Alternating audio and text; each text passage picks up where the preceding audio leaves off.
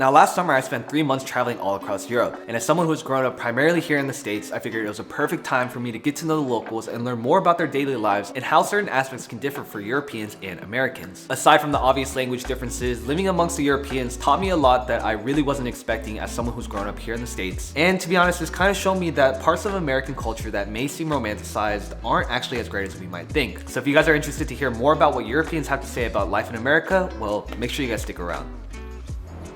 So today we made it out to Sorbonne Université and figured now's a perfect time to ask students some questions.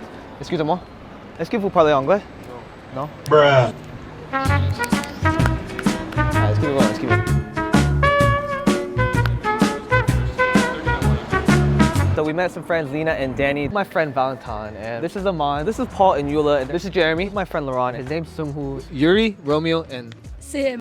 Alright, so we met up with my friend Irma. She actually studied abroad at UCSB, so she's gonna tell us a couple of her thoughts since she's experienced both that American and European culture. One of the main difference for me is the culture, at least in France, and I think it's more generalized to Europe, of like taking the time to do things. So like sharing a meal with people and like sitting down. You have your full day of work and then you go to a cafe or a restaurant and you take like 2 full hours to sit down and talk to someone. Yeah, I know, and that's pretty cool. I am thinking about the speech of Dominique de Villepin at the UN before the Security Council in 2002, before the war in Iraq. He talked about what Americans could learn about European history and especially the disaster of war. He said that it was important to take into account history and the difficulties that brought war between people. I mean, yeah, I feel like we learn American history, but we don't really learn European history, you know? So learning that in schools would be very helpful. I'd say Europe has a lot of benefits, like that there are so many countries nearby, so you don't have to travel a lot to see different cultures and to meet new people. But here you can take the train, the bus, or even take a small flight. Exactly, but yeah. America, you gotta take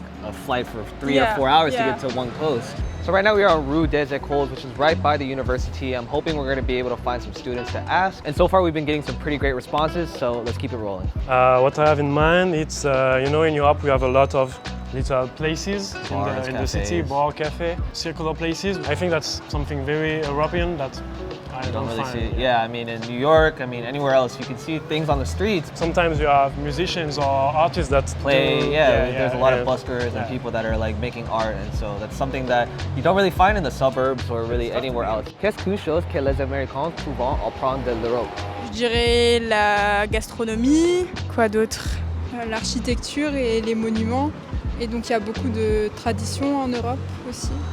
For example, here in France, we can study for free. The university is free, and in America, you have to pay a lot. You have to hundreds of thousands of dollars to go to school. So I think that's very good.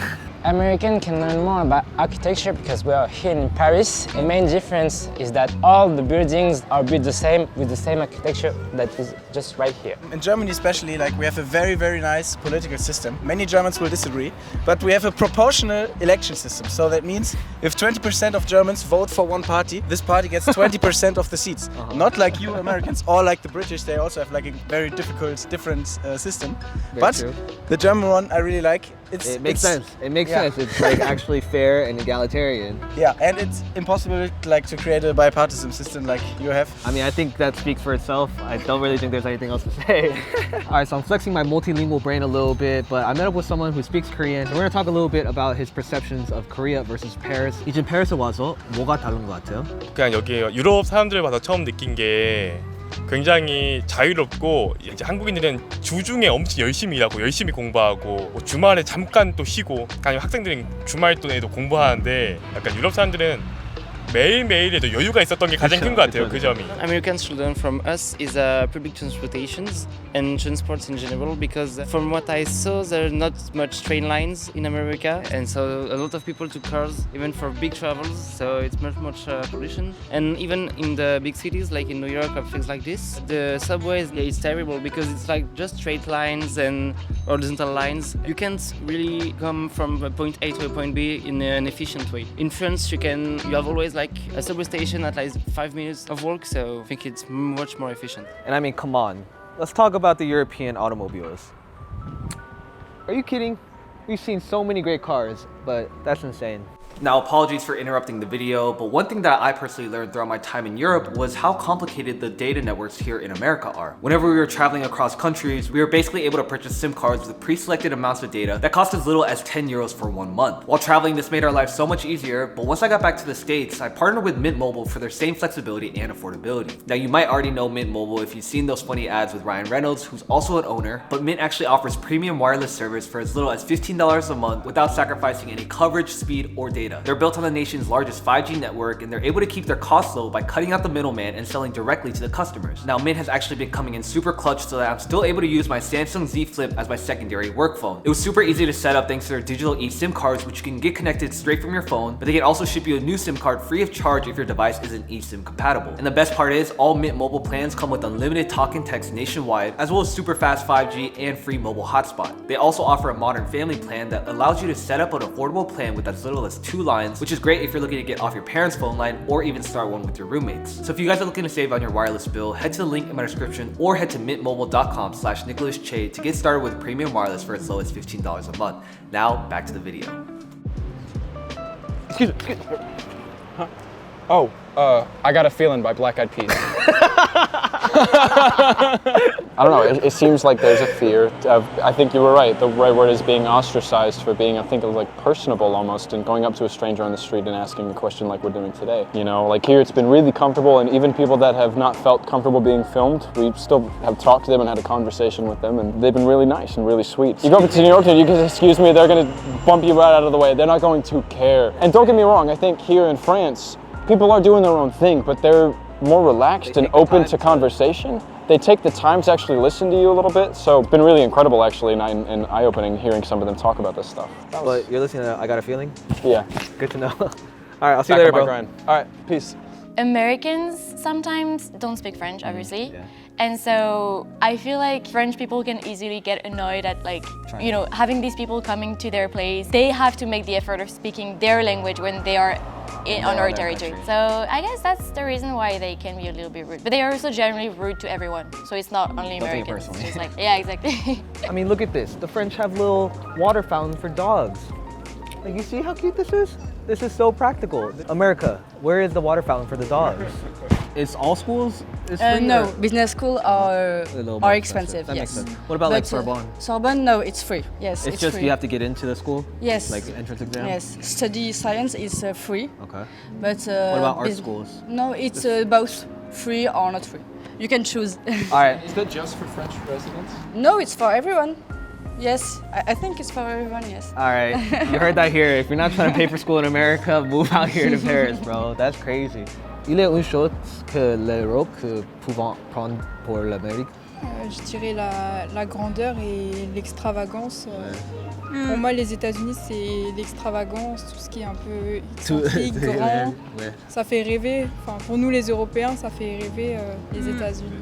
I think we could be more optimistic, like Americans are, and especially in entrepreneurship, because in France it's not that big here? So it's not the same, especially at school. We are, you know, more in sanctions, and French students hate to fail at school, and we need to fail in order to have some innovations and to succeed one time. So it will be a good thing that we get more inspiration on the American entrepreneurship and optimism. Movies. Movies. Yeah. I mean, French cinema is great though. No, it's not as great as America. Yeah, not as great. French movies really romantic. American movies has more punch, more really? I don't know. Yeah, more stories to more tell. Dramatic. Yeah. I think they have like a really interesting entrepreneurial culture. Like, for example, Americans are very open to talk about money and stuff like that. In Germany, especially, money is a forbidden topic. You don't talk about how much you make or salary. Never. It's you never hear it. It's like very, very, very foggy topic. But yeah, that's something Europeans could learn from Americans. Okay. I think the legalization of marijuana can be a good option, not only in France, but in a lot of countries in Europe, because there is a lot of money to do with it. It's safer and it's better to find some good stuff and not go to dangerous places, and it will be a better relation between the cops and the population. All right, c'est parfait. Merci beaucoup. Thank you so much, man. I appreciate it. It was great to meet you guys. 감사합니다. Thank you. It was very nice. Hey, thank you, man. I appreciate it. That's perfect. So there you have it, folks. We had some really great responses from a wide variety of people, not only Europeans, but we got some great insights from all over the world. And I'm not gonna lie, folks, it seems like us Americans definitely have some things we can improve on, but likewise, you've heard from the Europeans that Americans actually have some pretty great things about us as well. Our art, our film, and our entrepreneurial spirit are all things that people from all over the world look to us to admire. So I hope you guys enjoyed this video and learned something new. If you did, don't forget to drop a like down below. Let us know if you guys have any things that you think that Americans can learn from Europeans or vice versa. And if you guys enjoyed this more interview style video, definitely leave it in the comments down below. But that's it for this one, and à tout à l'heure. How do you pronounce this? Aimé Léon d'Or. There you have it, folks. The official pronunciation. Aimé Léon d'Or. Parfait.